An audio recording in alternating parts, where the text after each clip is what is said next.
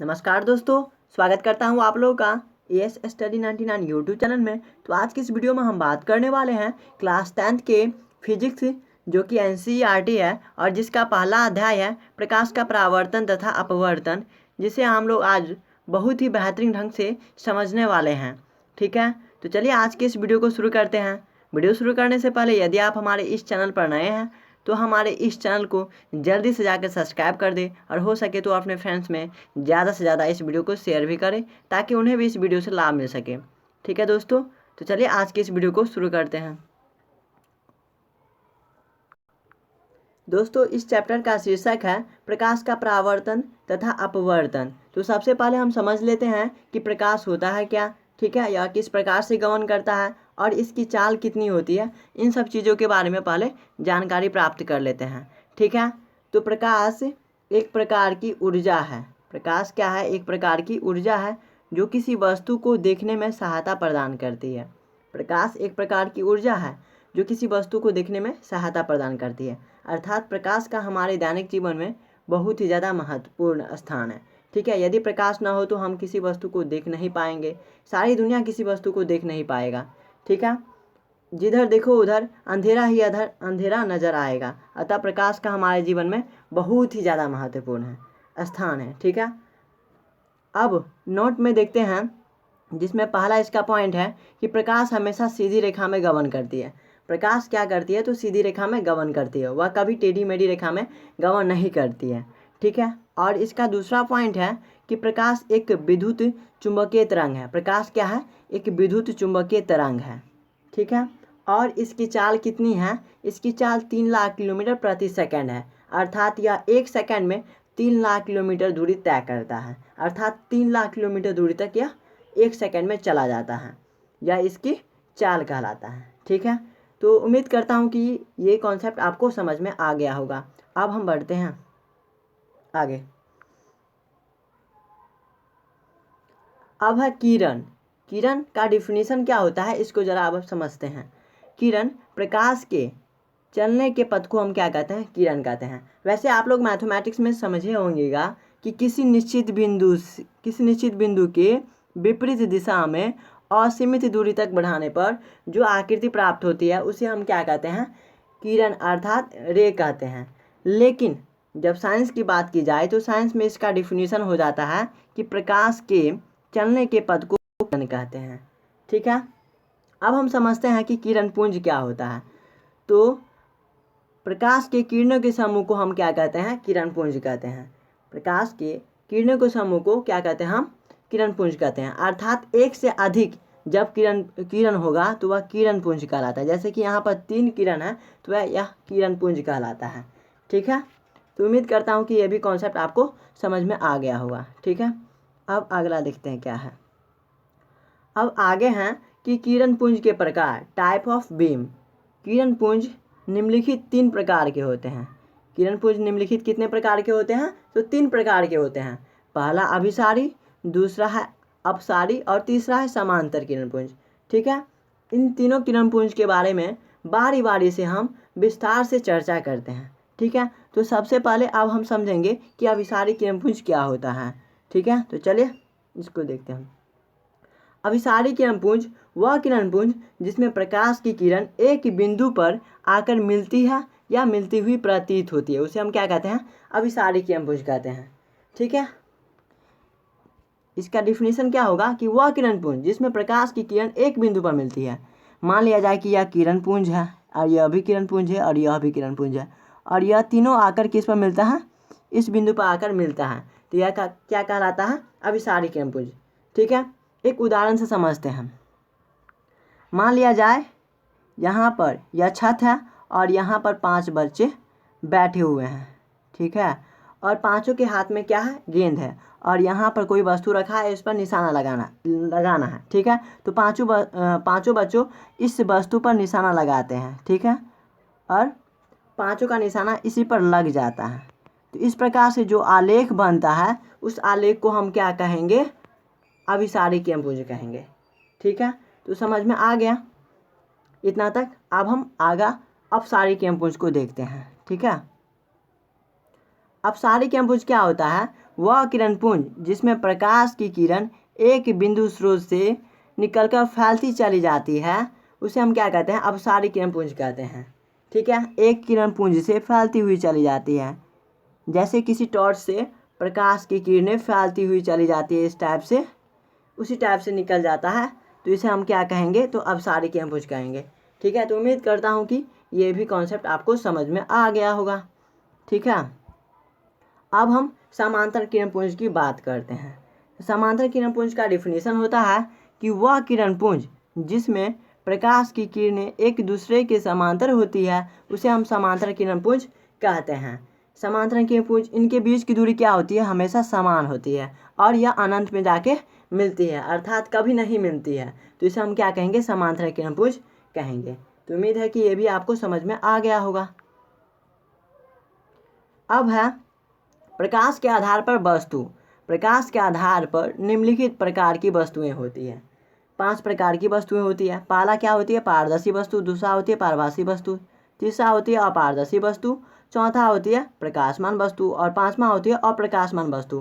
प्रकाशमान वस्तु को हम प्रदीप्त वस्तु या और अप्रकाशमान वस्तु को हम अप्रदीप्त वस्तु भी कहते हैं। ठीक है, सबसे पहले अब हम समझ लेते हैं कि पारदर्शी वस्तु किसे कहते हैं। ठीक है, इसका डिफिनीशन क्या होता है और इसका उदाहरण क्या होता है, इसको समझते हैं। ठीक है, तो पारदर्शी वस्तु वह वस्तु जिसे प्रकाश की किरणें पार कर जाए पारदर्शी कहलाता है। वह वस्तु जिससे होकर प्रकाश की किरणें पार हो जाती है तो उसे हम क्या कहते हैं, पारदर्शी कहते हैं। अर्थात इसको सिंपल भाषा में समझिए कि जिससे होकर प्रकाश की किरण आसानी से आर पार हो जाती है उसे हम क्या कहते हैं, पारदर्शी कहते हैं। जैसे कांच, लेंस और प्रिज्म, ये सब क्या है, तो पारदर्शी है, पारदर्शी के उदाहरण है। ठीक है, इतना तक समझ में आ गया। अब अगला है पारभासी वस्तु किसे कहेंगे। तो पारभासी वस्तु वह वस्तु जिससे प्रकाश की आंशिक किरण पार करे। जिससे होकर प्रकाश की किरण कुछ ही किरण पार करे और कुछ किरण पार नहीं करे उसे हम क्या कहते हैं, पारभासी वस्तु कहते हैं। अर्थात जिस वस्तु से होकर प्रकाश की कुछ मात्रा पार हो जाती है और कुछ नहीं हो पाती है वैसे वस्तु को हम क्या कहेंगे, तो पारभासी वस्तु कहेंगे। जैसे उदाहरण के लिए तेल लगा हुआ कागज़, जिसे तेलीय कागज़ भी कहते हैं, घिसा हुआ कांच, पॉलीथीन, ये सब क्या है, तो पारभासी वस्तु के उदाहरण हैं।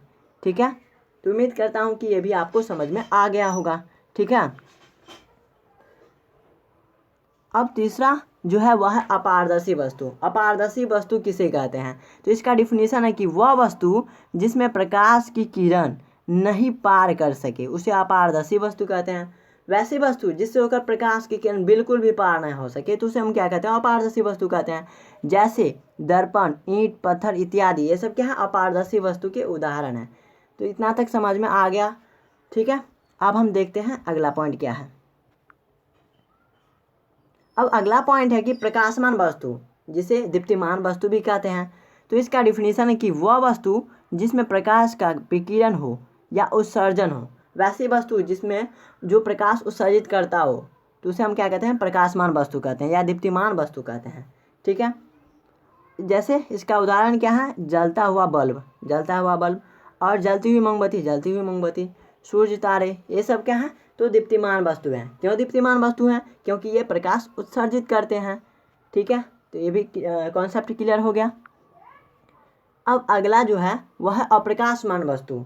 तो इसका डिफिनीशन क्या है कि वह वस्तु जिसमें प्रकाश विकिरण या उत्सर्जन नहीं हो उसे हम अप्रकाशमान या अदीप्तिमान वस्तु कहेंगे। ठीक है, जैसे उदाहरण के लिए चंद्रमा, ईंट, पत्थर, ग्रह इत्यादि, ये सब क्या है, तो अप्रकाशमान वस्तु का उदाहरण है। ठीक है, आप कहेंगे कि चंद्रमा तो प्रकाश उत्सर्जित करता है। एक्चुअल में चंद्रमा का अपना प्रकाश नहीं होता है, वह सूर्य के प्रकाश से चमकता रहता है। रात के समय चंद्रमा सूर्य के ठीक सामने होता है और सूर्य से जो प्रकाश पड़ता है वह चंद्रमा पर आकर पड़ता है। ठीक है, और उससे जो प्रकाश मतलब परावर्तित होकर पृथ्वी पर आता है उसे हम देखते हैं तो हम कहते हैं कि चंद्रमा चमक रहा है। एक्चुअल में चंद्रमा नहीं चमकता रहता है बल्कि वह सूर्य के प्रकाश से चमकता रहता है। ठीक है, तो चंद्रमा क्या है, यह अप्रकाश वस्तु की श्रेणी में आएगा। समझ गए। अब हम देखते हैं कि अगला पॉइंट क्या है। अगला पॉइंट है कि प्रकाश की घटना, ठीक है, इवेंट ऑफ लाइफ। तो प्रकाश के निम्नलिखित दो घटनाएं होती है। प्रकाश के कितने घटनाएं होती है? तो दो घटनाएं होती है। पहला है परावर्तन और दूसरा है अपवर्तन, ठीक है। तो इन दोनों के बारे में अभी हम लोग विस्तार से चर्चा करेंगे क्या परावर्तन होता है और क्या अपवर्तन होता है, ठीक है। तो परावर्तन का डिफिनीशन है कि प्रकाश की वह घटना जिसमें प्रकाश की किरण किसी सतह पर वस्तु पर पड़ने के बाद पुनः किसी सतह या वस्तु पर पड़ने के बाद पुनः लौट आए, उसे हम क्या कहते हैं? परावर्तन कहते हैं। उदाहरण के लिए यहाँ पर दिया गया है कि मान लिया जाए यहाँ से कोई प्रकाश की किरण इस वस्तु पर यहाँ पर पड़ रहा है और पड़ने के पश्चात पुनः यह परावर्तित हो जाती है, तो इसे हम क्या कहेंगे? तो प्रकाश के परावर्तन कहेंगे, ठीक है। इसमें 3-4 पॉइंट है कि आपतित किरण किसे कहते हैं, अविलंब किसे कहते हैं, परावर्तित किरण किसे कहते हैं और आपतन बिंदु किसे कहते हैं। इसको अभी हम समझते हैं, ठीक है। तो नोट में है कि प्रकाश की वह किरण जिसमें जो किसी सोर्स से निकलकर किसी सतह या वस्तु पर पड़ती है उसे हम आपतित किरण कहते हैं। आपतित किरण किसे कहते हैं? किसी सतह पर पड़ने वाले प्रकाश की किरण को हम आपतित किरण कहते हैं, या किसी वस्तु सतह पर पड़ने वाले प्रकाश की किरण को हम क्या कहते हैं? तो आपतित किरण कहते हैं, ठीक है। तो आपतित किरण का डिफिनेशन यही था। अब है कि परावर्तित किरण किसे कहते हैं? तो प्रकाश की वह किरण जो सतह से टकराकर वापस आती है उसे हम क्या कहते हैं? परावर्तित किरण कहते हैं, ठीक है। अब है आपतन बिंदु किसे कहते हैं? जिस बिंदु पर आपतित किरण मिलती है या पड़ती है उसे हम क्या कहते हैं? तो आपतन बिंदु कहते हैं, ठीक है। तो उम्मीद करता हूँ कि ये भी इतना तक आपको समझ में आ गया होगा। अब अगला पॉइंट है कि परावर्तन बिंदु किसे कहते हैं? जिस बिंदु से परावर्तित किरण निकलती है उसे हम परावर्तन बिंदु कहते हैं, ठीक है। इसके बाद अविलंब किसे कहते हैं? आपतन बिंदु पर समतल के द्वारा काल्पनिक रेखाखंड को हम क्या कहते हैं? तो अविलंब कहते हैं। काल्पनिक रेखाखंड अर्थात इस टाइप से जो होता है उसे हम क्या कहते हैं? काल्पनिक रेखाखंड कहते हैं, ठीक है, जिसे एन से सूचित किया जाता है, ठीक। अब है आपतन कोण। आपतन कोण किसे कहते हैं? आपतित किरण और अविलंब के बीच के कोण को हम आपतन कोण कहते हैं। इसे हम आई से सूचित करते हैं। क्लियर है इतना तक? अब हम समझते हैं कि दर्पण क्या होता है, इसका डिफिनीशन क्या होता है, ठीक है। दर्पण को हम अंग्रेजी में मिरर कहते हैं और इसका डिफिनीशन होता है कि वह सतह जिससे प्रकाश का पूर्ण परावर्तन हो उसे हम दर्पण कहेंगे, ठीक है। सामान्यतः कांच अथवा शीशे का बना होता है। सामान्यतः कांच किससे बना होता है? शीशे का बना होता है, जिसके एक सतह पर चांदी के ऑक्साइड की परत चढ़ाई जाती है। चांदी की ऑक्साइड की परत चढ़ाई जाती है, ठीक है। इस प्रक्रिया को कलई करना या राजस्थित करना कहते हैं, ठीक है। अब दर्पण के प्रकार है। तो दर्पण निम्नलिखित 2 प्रकार के होते हैं। पहला समतल दर्पण और दूसरा गोलीय दर्पण। क्लियर है?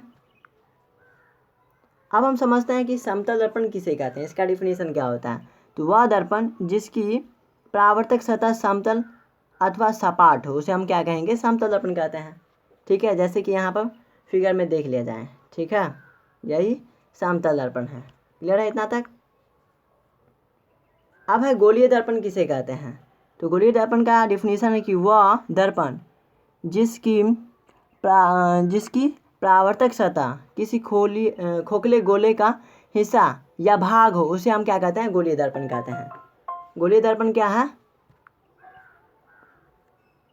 कि वह दर्पण जिसकी परावर्तक सतह किसी खोखले गोले का हिस्सा या भाग हो उसे हम क्या कहते हैं? गोलीय दर्पण कहते हैं, ठीक है। तो इतना तक समझ में आ गया। अब है कि गोलीय दर्पण के प्रकार। तो गोलीय दर्पण मुख्यतः 2 प्रकार के होते हैं।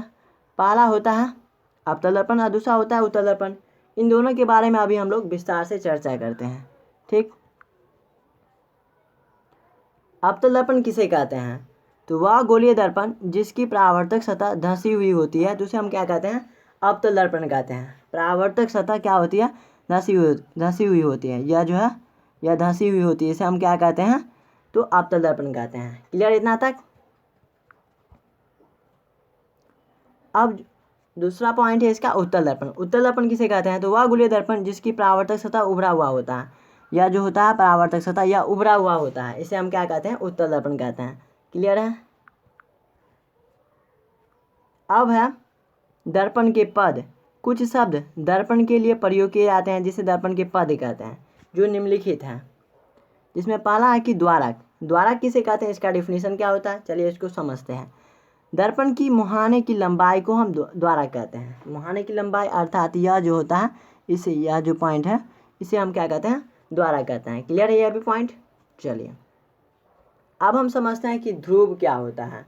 तो दर्पण के ज्यामितीय आकृति के मध्य बिंदु को हम क्या कहते हैं, ध्रुव कहते हैं। जैसे कि यहाँ यह जो पॉइंट है, इसको पी पॉइंट को हम क्या कहते हैं, ध्रुव कहते हैं। ठीक है। अब अगला पॉइंट है कि वक्रता केंद्र किसे कहते हैं। तो गोलीय दर्पण के केंद्र को हम वक्रता केंद्र कहते हैं। जैसे कि यहाँ पर जो है इसे हम क्या कहेंगे, केंद्र कहेंगे, वक्रता केंद्र कहेंगे। दर्पण किसी खोखले गोले का हिस्सा का भाग होता है, उसके केंद्र को हम क्या कहते हैं, वक्रता केंद्र कहते हैं। इसे हम क्या सी से सूचित करते हैं। ठीक। अब वक्रता त्रिज्या किसे कहते हैं। तो गोलीय दर्पण के ध्रुव और वक्रता केंद्र के मिलाने वाली रेखा को हम क्या कहते हैं, तो वक्रता त्रिज्या कहते हैं। इसे हम स्मॉल आर या कैपिटल आर से भी सूचित करते हैं। क्लियर है ये भी कॉन्सेप्ट। चलिए अब हम समझते हैं कि फोकस या मुख्य फोकस का डिफिनीशन क्या होता है। तो दर्पण के मुख्य फोकस मुख्य अक्ष के समांतर आपतित प्रकाश की किरणें अवतल दर्पण के मुख्य अक्ष के जिस बिंदु पर करती है या उत्तल दर्पण में मुख्य अक्ष के जिस बिंदु से निकलती हुई प्रतीत होती है, उसे बिंदु को फोकस या मुख्य फोकस कहते हैं। इसे हम कैपिटल एफ से सूचित किया जाता है। ठीक है। क्लियर है इतना तक। अब है कि फोकस दूरी किसे कहते हैं। दर्पण के ध्रुव से फोकस के बीच की दूरी को हम फोकस दूरी कहते हैं। इसे स्मॉल एफ से दर्शाया जाता है। ठीक है। दर्पण के ध्रुव से, और ध्रुव कहाँ यह है, और फोकस की दूरी को हम क्या कहते हैं, फोकस दूरी कहते हैं, स्मॉल एफ। ठीक है। क्लियर इतना तक। अब प्रतिबिंब किसे कहते हैं। तो इसका डिफिनीशन है कि वस्तुओं का वह समूह परावर्तित किरणें या अपवर्तित किरणें काटती हुई महसूस होती है, उसे हम क्या कहते हैं, प्रतिबिंब कहते हैं। ठीक है। अब हम समझते हैं कि प्रतिबिंब के प्रकार कितने होते हैं। प्रतिबिंब दो प्रकार के होते हैं, पहला तो वास्तविक प्रतिबिंब, दूसरा काल्पनिक प्रतिबिंब। तो इन दोनों के बारे में अभी हम विस्तार से चर्चा करते हैं कि वास्तविक प्रतिबिंब क्या होता है और काल्पनिक प्रतिबिंब क्या होता है। ठीक है। वास्तविक प्रतिबिंब का डिफिनीशन होता है कि वह प्रतिबिंब जो वास्तविक किरणों के कटान बिंदु से बनता है उसे वास्तविक प्रतिबिंब कहते हैं। इसे पर्दे पर उतारा जा सकता है। यह मुख्य वस्तु के अपेक्षा उल्टा होता है। यह मुख्य वस्तु के अपेक्षा क्या होता है, उल्टा होता है। क्लियर है। इसके बाद अब हम समझते हैं कि काल्पनिक प्रतिबिंब क्या होता है। तो वह प्रतिबिंब काल्पनिक किरणों के कटान बिंदु से बनता है, उसे काल्पनिक प्रतिबिंब कहते हैं। ठीक। इसे पर्दे पर नहीं उतारा जा सकता है। यह मुख्य वस्तु के अपेक्षा सीधा होता है। तो उम्मीद करता हूँ कि फ्रेंड्स ये वीडियो आपको बहुत ही पसंद आया होगा। यदि आपको यह वीडियो अच्छा लगा हो और इससे आपको कुछ लाभ हुआ हो तो हमारे इस वीडियो को लाइक करें और ज़्यादा से ज़्यादा अपने दोस्तों में इस वीडियो को शेयर करें ताकि उन्हें भी इस वीडियो से लाभ मिल सके। ठीक है दोस्तों। और यदि आप हमारे इस चैनल पर नए हैं तो जल्दी से हमारे इस चैनल को सब्सक्राइब कर दें। तो ओके, थैंक्स फॉर वॉचिंग। मिलते हैं अगले वीडियो में। जय हिंद, जय भारत।